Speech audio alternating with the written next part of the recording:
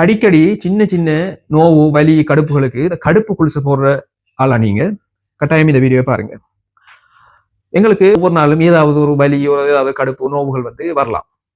சில நேரம் சில நோய்களால் வரலாம், சில நேரம் நாங்கள் செய்கிற வேலைகளால் வரலாம். ஸோ இது எல்லாத்துக்குமே ஒவ்வொரு நாளும் இல்லாட்டி கிழமையில 2-3 தரம் இந்த வலிக்குரிய மாத்திரைகள் கடுப்பு குளிசைகள் வந்து போடுற ஆக்களை நாங்கள் கண்டிருக்கோம். கடுப்பு இந்த வலிக்குரிய மாத்திரைகள்ல மிக பிரதானமாக பாவிக்கப்படுற மிகவும் கொமனாக பாவிக்கப்படுற ஒரு வகையான வலி நிவாரணி மாத்திரைகள் தான் என்எஸ்சிஐடிஸ் சொல்லக்கூடிய ஒரு மாத்திரை.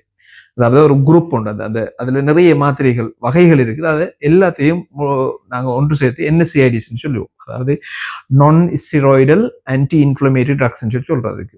ஸோ உதாரணத்துக்கு சொல்ல போறோம்னு சொன்னா அந்த ப்ரூஃபன், மெஃபினமிக் ஆசிட், டைக்ளோஃபினிக் சோடியம், டைக்ளோஃபினிக் பொட்டாசியம், நாப்ரோக்சன், அதே மாதிரி செலிகாக்சிப், இட்டரிகாக்சிப் சொல்லி நிறைய வகைகள் இருக்குது. அதுல விளங்குற மாதிரி சொல்றோம்னு சொன்னா நாங்க இப்ப அரிசின்னு எடுப்போம். அரிசின்னு சொல்றது அந்த ஒரு பொதுவான பேர் ஒன்று. அதுல நிறைய வகையான எங்களுக்கு அரிசிகள் இருக்குது.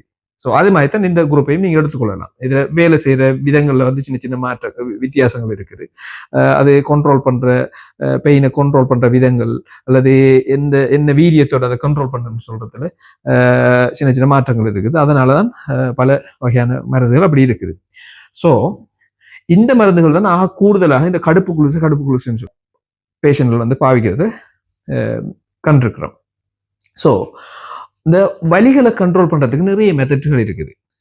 சின்ன சின்ன வலிகளை பேராசிட்டமால் குடிப்பதன் மூலமாக கண்ட்ரோல் பண்ணிக்கொள்ளலாம். பேராசிட்டமாலும் நீங்க டெய்லி எடுக்கக்கூடாது.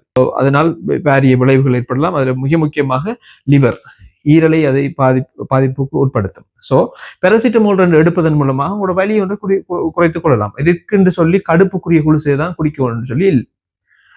அப்படி அல்லாமல் சில நேரம் மசாஜ் பண்ணுவதன் மூலமாக ஏதாவது ஐஸ் அல்லது சுடுதண்ணியில ஒத்தனம் கொடுப்பதன் மூலமாக அல்லது ஐஸ் அப்ளை பண்ணுவதன் மூலமாக வலிகளை குறைத்துக் கொள்ளலாம்.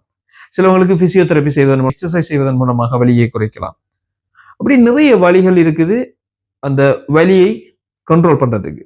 உங்களுக்கு அப்படி தீராத ஒரு வலி ஒன்று இருக்குன்னு சொன்னா கட்டாயம் வைத்தியரை சந்திச்சு ஒரு ஆலோசனை பெற்று இந்த வலிக்கு என்ன காரணம், அதுக்கு என்ன செய்யலாம்னு சொல்லி அதுக்கு ஒரு பெர்மனன்ட் ஒரு சொல்யூஷனை வந்து இது பண்ணு. இதுல மிக அபாயகரமான விஷயம் என்னன்னு சொன்னா இந்த கடுப்பு குளிசையினால் பல பக்க விளைவுகள் இருக்குது. அதுல மிக முக்கியமாக 2-3 பக்க விளைவுகளை நான் சொல்றேன்.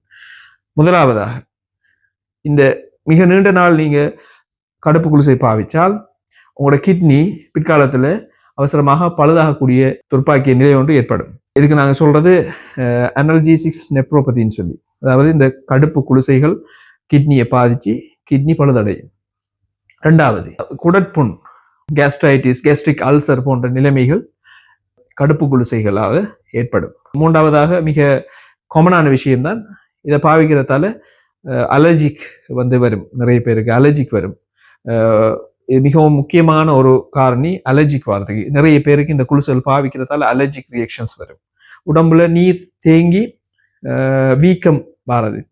அஸ்மா, மூச்சு வருத்தம் இருக்கிறவங்களுக்கு மூச்சு வருத்தம் கூடும் இந்த கடுப்பு குளிசைகள் பாவிக்கிறதால. நீங்கள் வேறு ஏதாவது நோய்களுக்கு மருந்துகள் எடுத்துக்கொண்டிருப்பீங்கன்னு சொன்னா இந்த மருந்துகள் பாவிப்பதன் மூலமாக அந்த மருந்துகள் சரியான செயற்பாடு, சரியான ஆக்ஷன் இல்லாம போகும். அதுக்கு நாங்க இன்டராக்ஷன் சொல்லுவோம்.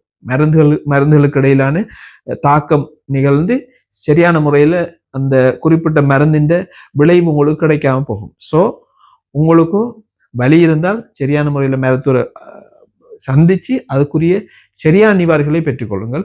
அதுவும் இல்லாமல் கடுப்பு குளிசைன்னு சொல்லி டெய்லி பாவிக்கிறத தவிர்த்து கொள்ளுங்கள்.